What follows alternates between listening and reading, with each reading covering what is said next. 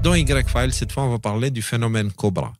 Alors, la véritable vignette, elle ressemble plutôt à ça, hein, parce que là, elle s'intègre un peu mal à l'article. Vous avez un cobra, beaucoup d'argent, la Maison Blanche et l'instrument, un pourgui, ou je ne sais pas comment on appelle ça, que tu utilises pour hypnotiser un serpent et qu'il fasse ça. Voilà. L'histoire économique et sociale regorge d'exemples où de bonnes intentions ont produit des résultats désastreux. Derrière ces échecs se cache un mécanisme bien connu, l'effet Cobra. Il se produit lorsque les incitations, mal conçues ou mal alignées avec les objectifs réels, poussent les individus à adopter des comportements contraires à l'esprit initial de la règle. Au début des années, alors d'où vient cet effet Cobra et de quoi on parle? Eh bien, on parle du pourquoi on dit que l'enfer est pavé de bonnes intentions. Au début des années 1900, les colonisateurs britanniques tentèrent de résoudre un problème inquiétant à Delhi, en Inde. Les cobras venimeux pollulaient. Leurs morsures étaient souvent fatales, avec plus de 20 000 décès enregistrés chaque année en Inde. Pour faire face à ce danger, les autorités britanniques annoncèrent qu'une récompense serait donnée pour chaque cobra mort remis. Les habitants se ruèrent dans les rues, traquèrent les cobras, les tuèrent et remirent leur corps. Le plan fonctionna jusqu'à ce qu'il échoue. Très vite, les cobras devinrent une ressource précieuse. Les locaux commencèrent à les élever uniquement pour les tuer et réclamer la prime. L'élevage des cobras devint un commerce lucratif. Le gouvernement britannique, perplexe, constatait que le nombre de serpents morts augmentait sans que la population ne baisse réellement. Au bout de quelques années, les autorités comprirent la supercherie et mirent fin, au bout de quelques années, et mirent fin aux récompenses. Soudain, les cobras n'avaient plus aucune valeur et les éleveurs les relâchèrent. Les rues se mirent à grouiller de serpents à nouveau. On dit même que le problème était pire qu'avant l'intervention. C'est pas on dit que c'était pire, c'était littéralement 10 fois pire. Parce qu'ils se sont retrouvés avec littéralement 10 fois plus de serpents dans les rues. Pourquoi? Parce que le gouvernement a voulu résoudre un problème naturel. L'intention était bonne. Ils éliminent les cobras et les gens gagnent de l'argent. Mais en faisant ça, ils ont créé une sorte de motivation pas saine, pas alignée avec l'objectif. Donc l'intention était bonne, le résultat a fait l'effet inverse exactement. Pourquoi? Parce qu'ils n'étaient pas assez intelligents, arrogants, en pensant que le gouvernement peut résoudre ce genre de problème. C'est ainsi qu'est né le terme « effet Cobra », qui désigne une situation dans laquelle de bonnes intentions mènent à de mauvais résultats à cause d'incitations mal conçues. Lao Tzu, le légendaire fondateur du taoïsme, a écrit « Plus il y a des règles et des règlements, plus les gens deviennent pauvres. Plus les armes des hommes sont aiguisées, plus le pays connaît de troubles. Plus le plan est astucieux, plus le résultat est étrange. » Tout le monde a de bonnes intentions, ou du moins tout le monde prétend en avoir, mais bien souvent les résultats sont complètement en contradiction avec ses intentions. C'est presque comme si plus nous intervenions, plus les choses pouvaient empirer. Les intentions sont faciles à bien formuler. Nous disons vouloir résoudre un problème, aider ceux qui ont besoin ou améliorer un système. Mais les incitations, elles, ne sont pas si simples.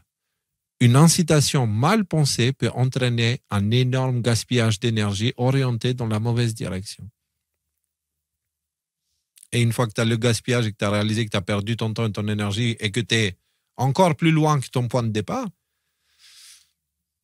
on peut dire que c'est contre-productif.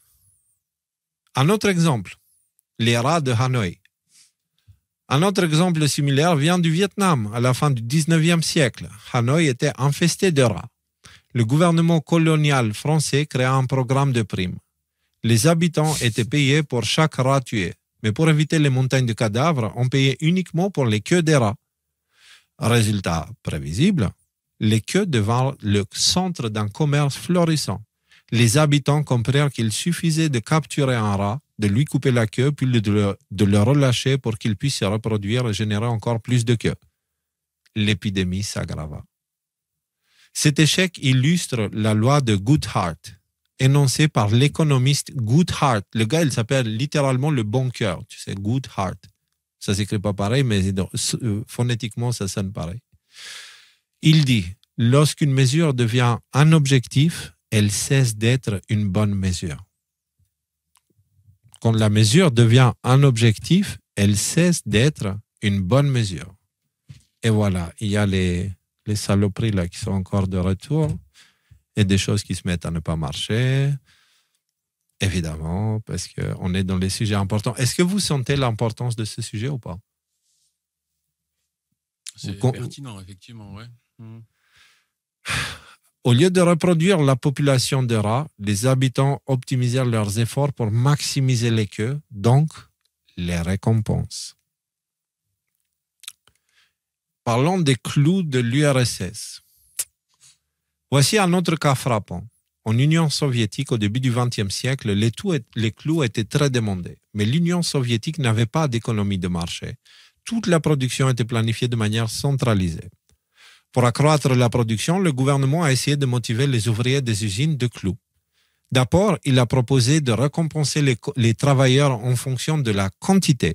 Plus ils produisaient de clous, plus ils gagnaient. Cela a conduit les ouvriers à utiliser leurs ressources limitées en acier pour fabriquer le plus grand nombre possible de petits clous, parce qu'ils étaient payés au clou. Le gouvernement a donc modifié le système d'incitation en mesurant désormais la production au poids et en récompensant les ouvriers en conséquence. Malheureusement, cela s'est aussi avéré contre-productif car les usines ont commencé à fabriquer moins de clous mais extrêmement grands et lourds. Tu peux pas jouer à Dieu. Hein. Le gouvernement, il cherche à remplacer Dieu. Tu peux juste pas, c'est stupide. Les ouvriers adaptaient leur comportement pour maximiser leurs récompenses plutôt que d'agir dans l'esprit du système d'incitation. L'incitation à atteindre les quotas ne correspondait pas au véritable objectif qui était de satisfaire les besoins des consommateurs. Quand les quotas deviennent la cible, la qualité est toujours sacrifiée et on finit avec des produits fragiles et inutiles. Comme aujourd'hui partout. C'est littéralement le système d'aujourd'hui. On planifie carrément que les choses cassent pour qu'on puisse les remplacer. Cet exemple montre que les êtres humains agissent dans leur propre intérêt. Les systèmes d'incitation visent souvent de larges populations pour atteindre un bien commun, mais les individus privilégieront toujours leur intérêt personnel plutôt que l'intérêt collectif. C'est le monde qu'on a fait. Les incitations perverses. Dans notre société, le système d'incitation basé sur les intrants, c'est-à-dire les actions plutôt que les résultats, sont partout.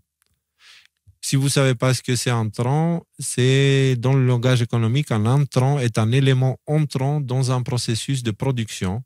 Il est opposé à l'extrant qui est l'inverse, en gros, le input et le output. Dans notre société, les systèmes d'incitation basés sur les intrants, c'est-à-dire les actions plutôt que les résultats, sont partout.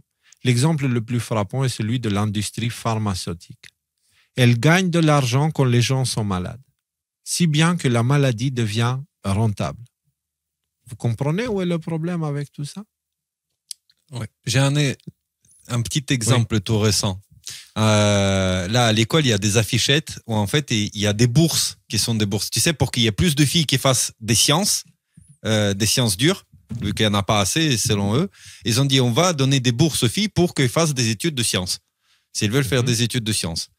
Et déjà, j'ai trouvé ça un peu nul et j'ai trouvé ça dégradant pour les filles, en fait, globalement, qu'on leur donne de l'argent pour faire ces études. Mais surtout, le problème que ça va faire, c'est que les filles qui veulent avoir un peu d'argent, mais qui s'intéressent pas du tout aux sciences, ils vont prendre les bourses et au final finir par échouer dans les études, ce qui va confirmer le stéréotype comme quoi les filles, le vieux stéréotype comme quoi les filles sont pas bonnes en sciences, puisqu'il va forcément y avoir des échecs scolaires. Qui n'aurait pas eu lieu si jamais elles avaient choisi quelque chose qui correspondait à leur voix et pas motivé. Exactement, à leurs aspirations. Et donc, c'est pas le bon résultat que tu as à la fin, du coup. C'est pas le résultat inverse, c'est les statistiques qui vont montrer que les filles, ils échouent de plus en plus dans les études de sciences. Pour revenir, oui, c'est un autre exemple, ouais. Mais c'est pour ça que je dis attention. Les intentions nos intentions peuvent devenir littéralement des pavés pour l'enfer. Donc, attention. Pour revenir au cas de la Big Pharma, qui s'est créée justement, la Big Pharma s'est créée parce qu'on a mis un système qui profite par la maladie. Et la Big Pharma est créée et c'est devenu une mafia, etc., etc. Leur mentalité maintenant, c'est un patient guéri est un client perdu. Et donc, qu'est-ce qu'a fait la Big Pharma? Ils travaillent ensemble avec l'industrie de la nourriture. Comment tu dis, sous le regard très productif de la Big Chimie, tu vois, de l'industrie chimique qui travaille avec les deux. Et donc, ils ont créé un système, tous ces trois-là, qu'ils font une nourriture non naturelle, d'accord, qui est certes bon au goût, ça pirate le cerveau pour lui faire croire que c'est une bonne chose, donc le cerveau t'envoie des ressentis positifs, mais en réalité, ça te rend malade.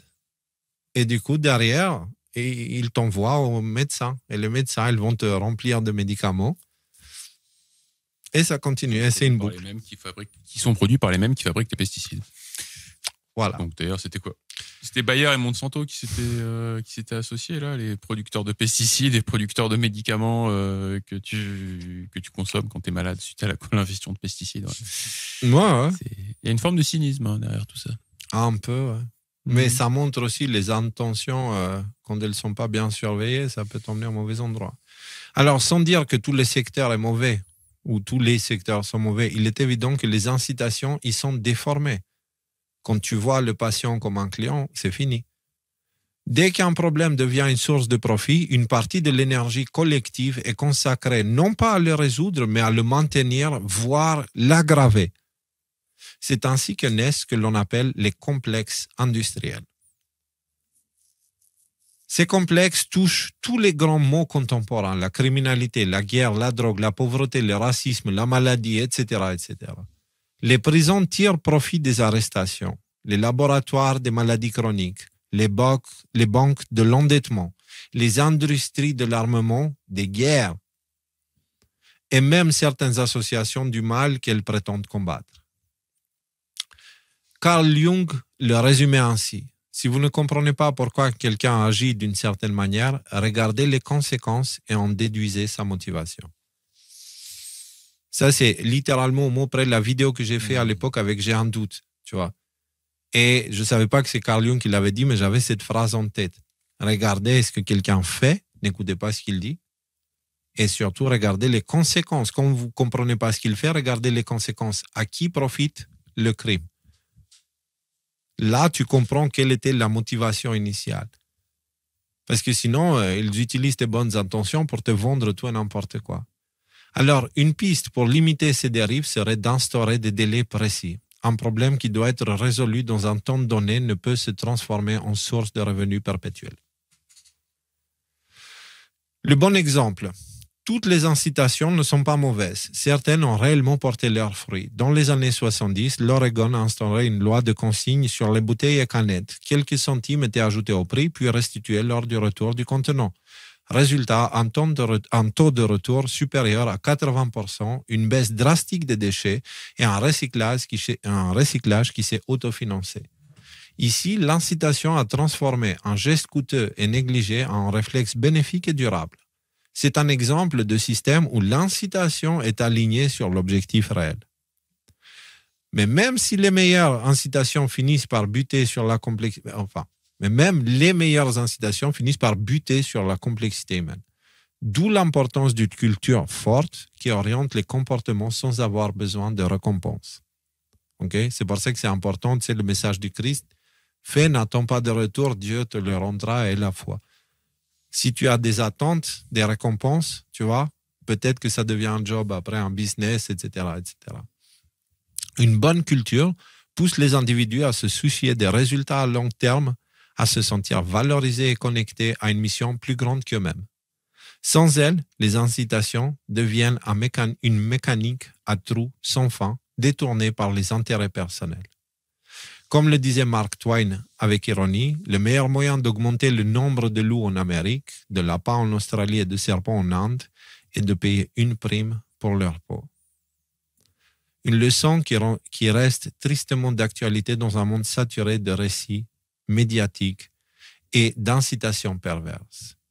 C'est une vidéo, alors le phénomène, lui, il est connu, tous ces exemples sont connus, mais je me suis basé à 100% sur cette vidéo-là de After School, qui est une chaîne YouTube en anglais, qui a parlé de tout ça et qui te donne justement les illustrations qui vont avec, etc. Parce que j'ai trouvé qu'il avait fait un super bon travail et ça ne sert à rien de refaire un travail qui existe déjà.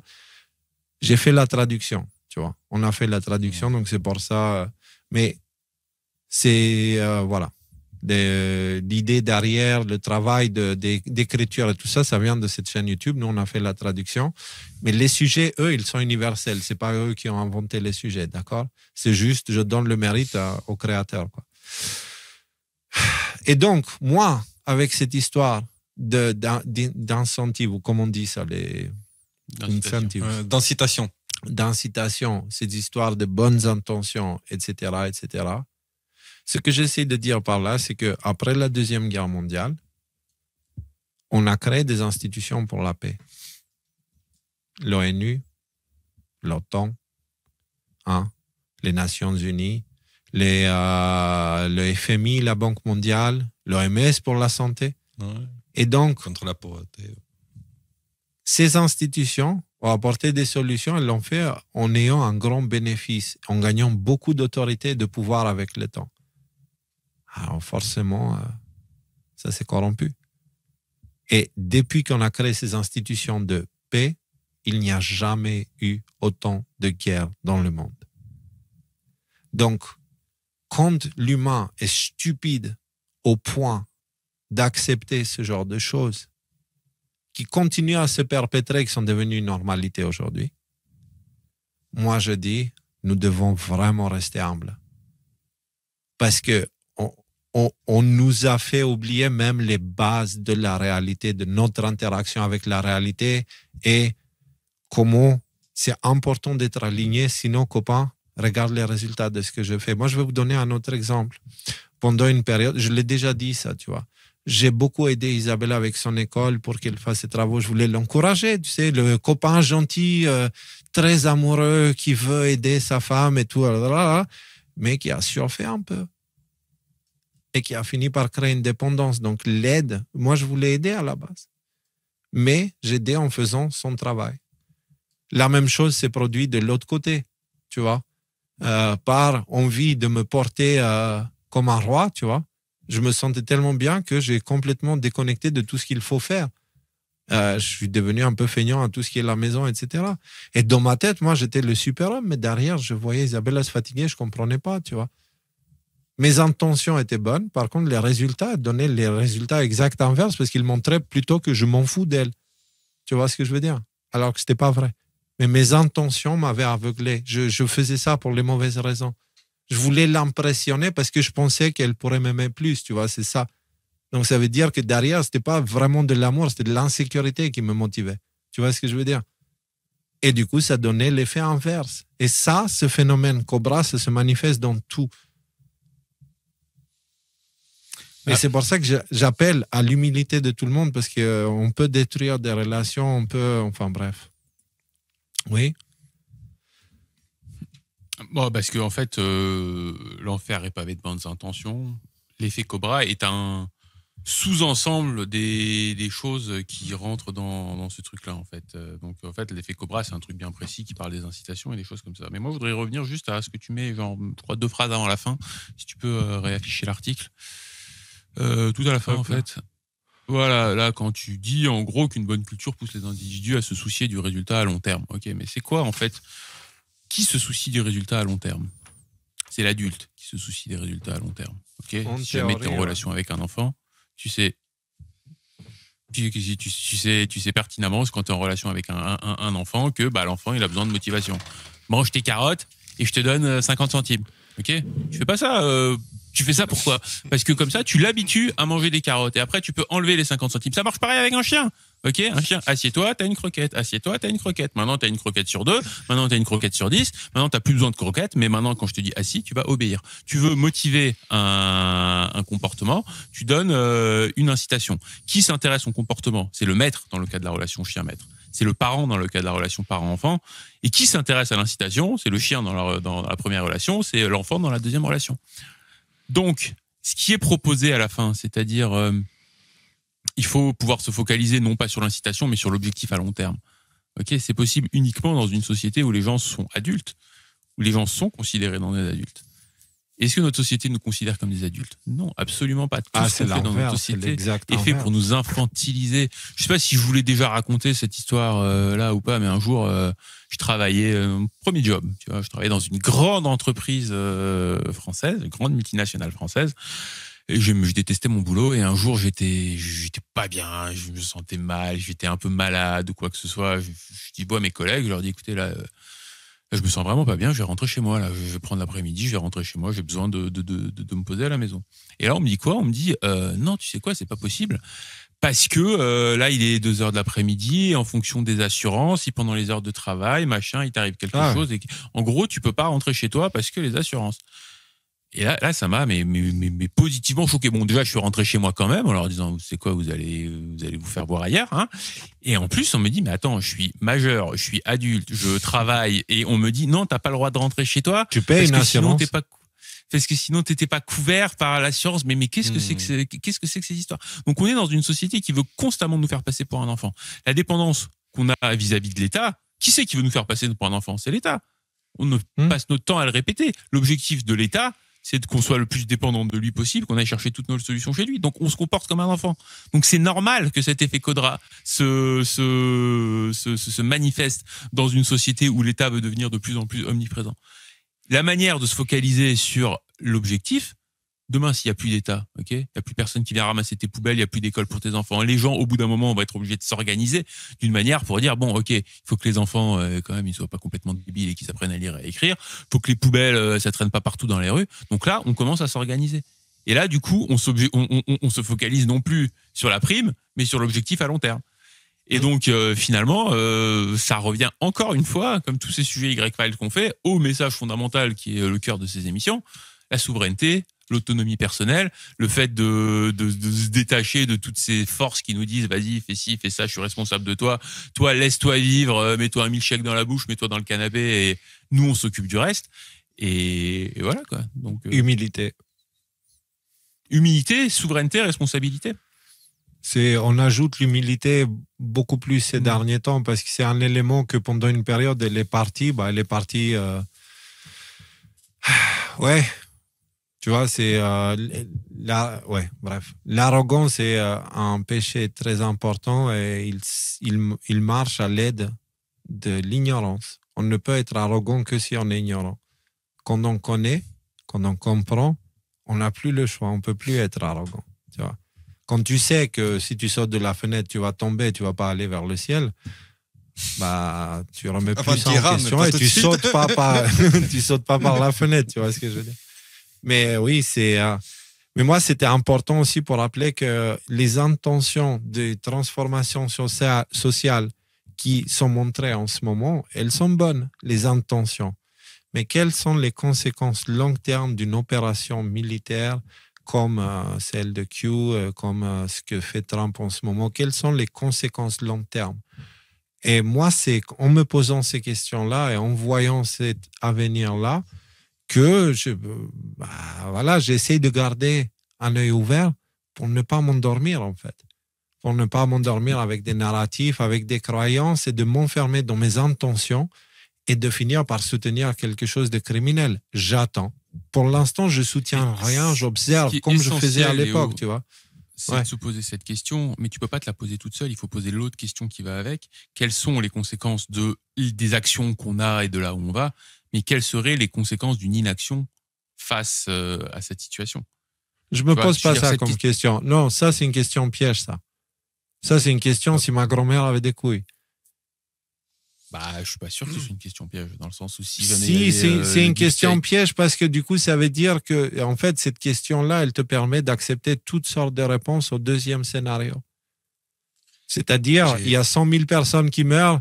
Oui, mais s'il n'avait rien fait, il y aurait eu 1 million de personnes qui seraient mortes. On n'en sait rien. Il y a 100 000 personnes qui sont mortes. Tu vois ce que je veux dire? C'est justement comme ça que tu peux t'enfermer avec des bonnes intentions en te basant sur des choses qui n'existent pas. Cette réalité que tu évoques n'existe pas. Et je ne peux pas comparer la réalité avec quelque chose qui n'existe pas. On a eu un 11 septembre. Elle n'existe pas, non. Peut-être que le plan, c'est celui qu'on est en train de vivre là et que toute cette corruption qui est montée ces 20 dernières années a été voulue pour justifier la destruction du système et son remplacement. Ça n'a pas commencé hier, cette histoire-là, tu sais. Je sais que c'est comme ça qu'ils font en Albanie. Ils sont en train de détruire le gouvernement, de le corrompre pour passer l'IA. Mais il semblerait que ce n'est pas Trump derrière ça, que c'est plutôt Soros, tu vois. Et donc, le Premier ministre l'a fait à l'envers à tout le monde parce que il croit qu'en lui-même. Et du coup, il a trahi Trump, et il a trahi Soros et machin. Il tourne sa veste. Enfin, je veux dire, ce mec-là, il a... Bref. Tu sais, là, il y a une question qui est importante parce que je comprends d'où tu viens avec ton justificatif que, en gros, en se posant cette question-là, on peut justifier les pires horreurs en se disant ouais, ok, mais les pires horreurs qu'on a eues, ça aurait été pire si on avait rien fait. Néanmoins, en ne se posant pas cette question-là, finalement, on élimine une partie gigantesque de tout ce qui met en mouvement l'humain. L'humain agit parce que il a envie de changer une situation qui est là. Ce que je veux dire, c'est qu'à un moment donné, tu dis... Et là, on parle de bonnes intentions. Si l'humain agit en étant mal informé, en ayant mal analysé la situation, il est certainement en train d'être utilisé pour les plans de quelqu'un d'autre à son insu. Je te donne un exemple tout simple, pas nécessairement. Est-ce que ce que je viens de dire là, est percutable par un cerveau universel ou pas? Est-ce que c'est compliqué? Non, c'est pas compliqué. Je pense pas que ce soit exhaustif, en fait. Je veux dire, des fois, il y a personne qui essaie de te manipuler, tu prends quand même et tu prends quand même des choix qui se dégradent. Regarde, tu vis dans une caverne, il fait froid, il fait humide, tu trouves ça nul, tu trouves ça pourri, tu dis ce serait bien qu'on se construise des maisons. Ah, tu commences à construire des maisons. C'est pas mal, des maisons. Puis après, tu construis des villages. Et puis après, tu te retrouves avec des villes comme Shanghai, avec 20 millions d'habitants, avec des immeubles où il y a 30 000 personnes qui vivent dedans et des choses comme ça. Donc, il y a plusieurs principes qui rentrent en compte. Ça veut pas dire que les maisons, c'est mauvais et qu'il faut se retrouver dans des cavernes. Mais ça veut dire qu'à un moment donné, il y a un principe de mesure, un principe de curseur de, OK, là, on est dans cette partie de la situation. On va peut-être pas aller à l'autre extrême.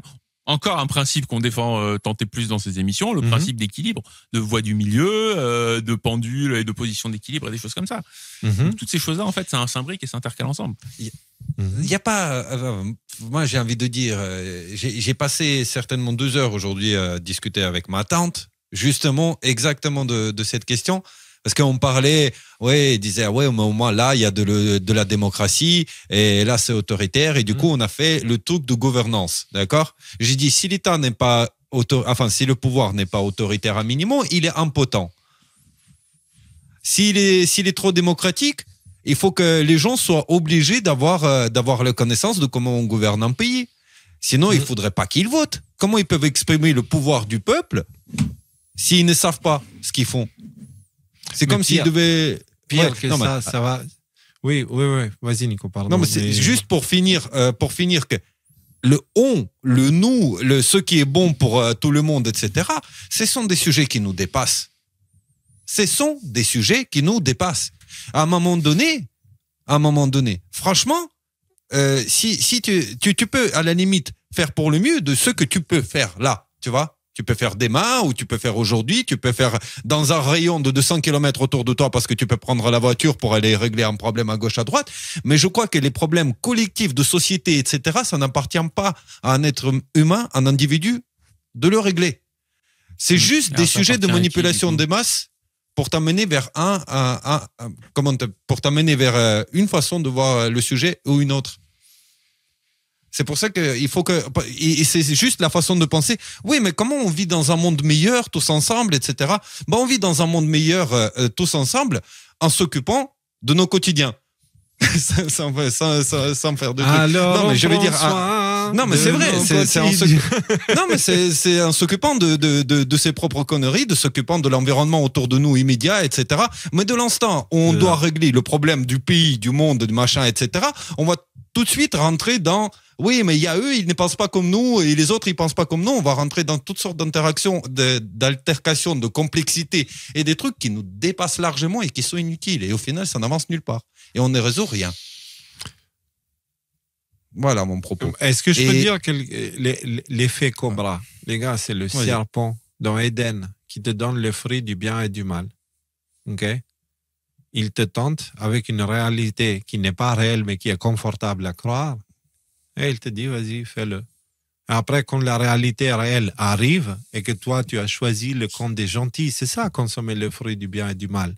Tu es de l'arbre du bien et du mal. C'est-à-dire que l'humain définit par lui-même ce qui est bien et ce qui est mal et utilise son intellect, le monde de Lucifer, la chute de Lucifer, c'est-à-dire, au lieu que l'intellect soit là en tant qu'élève pour apprendre de la réalité, il est là pour formuler des narratifs qui mettent la personne, l'individu, dans le rôle du gentil.